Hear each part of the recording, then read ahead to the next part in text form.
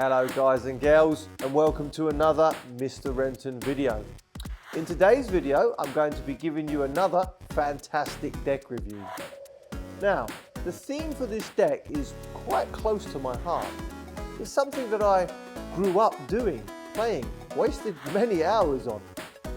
Now, those of you with a keen eye or a big screen may have even noticed a hint. Did you spot it? That's right. My wonderful Super Mario necktie. So today's theme for our deck is the Super Mario Brothers 8-bit playing cards. Let's take a look. Right then, so we have our wonderful 8-bit Nintendo Super Mario playing cards here. Now, fun fact about Nintendo is they were originally a playing card company before they got into making computer games. So that tells you that this deck is going to be fantastic.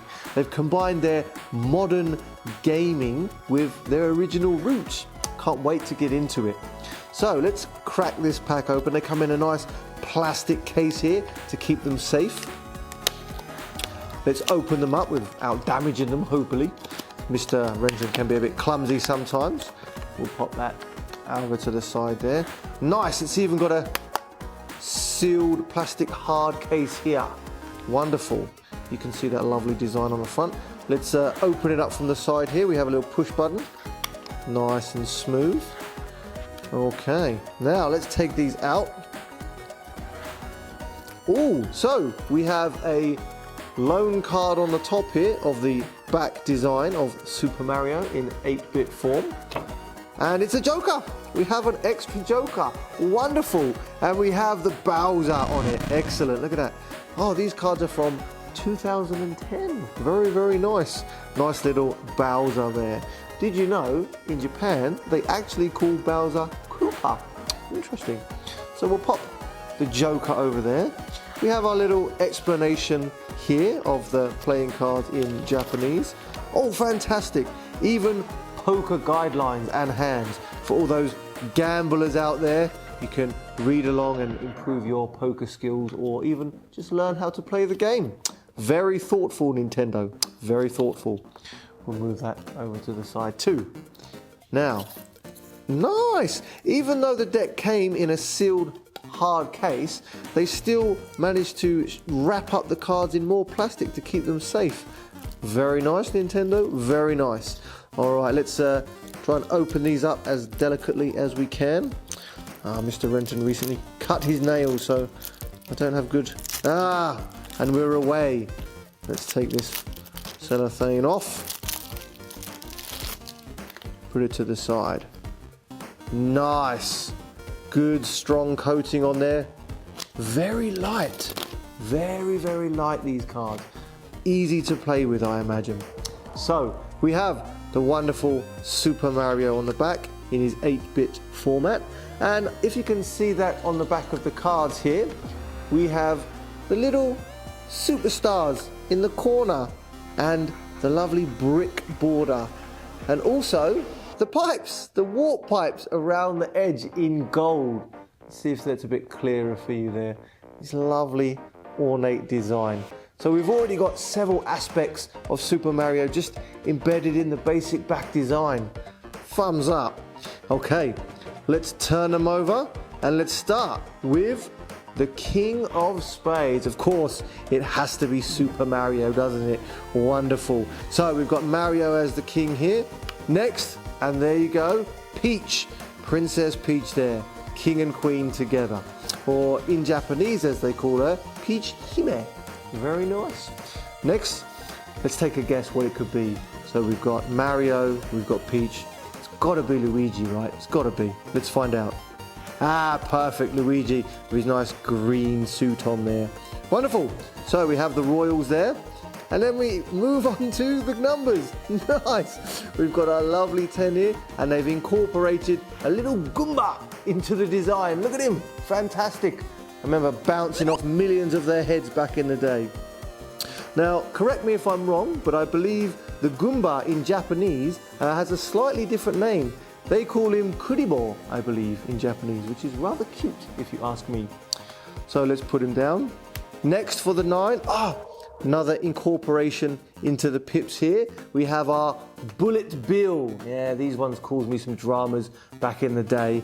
And Bullet Bill's name in Japanese is Kira.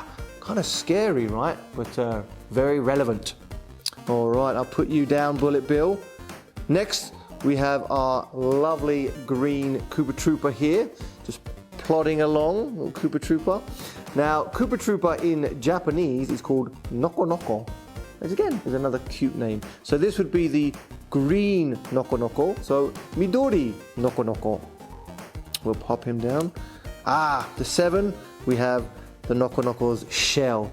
Somebody has already bounced off of him, ready to snatch that and throw at some more enemies. Moving on to the 6. We have the, I believe that's the 1-up mushroom. We've got the green spots on there for an extra life. Always helpful on those Mario levels. Next up, a coin, a gold coin. Many hours, jump in to collect as many as you can to get that extra life before you finish the levels. Next, the 4. Nice. We have the Buzzy Beetle, if I remember correctly. Now, in Japanese, I believe it's called Metto. I'm not sure why they chose that name. Maybe Helmetto on the head? I don't know. If any of you guys and girls in the comments know the reason he's called Metto, please let me know. Next, we have one of our ground blocks here. Yes, they made up most of the levels we used to run about on. Very, very supportive. I didn't like this character. I remember the swimming levels, they would always get in the way when you're bobbing up and down. Now, interesting fact about this little character here, this one is called Bloober, but the name changed later after they released the game Paper Mario. It changed to Blooper, so they changed the B to a P. I wonder why. Little squid character there. Now in Japanese, this is called Gesso. It's the Gesso. And onto the ace. Lovely, look at that. With the wonderful superstar in the middle of the ace. What a fantastic choice. Makes you run through those levels and that really cool music. You remember that? Yeah. Okay, so that's the spades. Next, onto the diamonds. So we've got our similar design as before. We have Mario as the king, Peach as the queen, and I'm guessing, yep, Luigi as the jack. Yeah, I mean, who else would you choose, really? The Super Mario Brothers and the princess, it has to be. How about the 10? Hey, my little Goomba is back. Did he move position? Let's go back. He may have changed. Yeah, he's changed from one side to the other. Clever, clever. Doesn't stand around for long, the old Goomba. Right, next, we have our normal mushroom here, a super mushroom, which doubles you up in size, makes it a little bit easier to conquer those enemies. Next, we have another block here. I remember smashing millions of these looking for hidden coins or secret mushrooms. What a game, what a game. We have a new one. We have our Cheep Cheep. These annoying little fish that would pop out of the water or the bottom of the screen and cause havoc while you're running through the levels.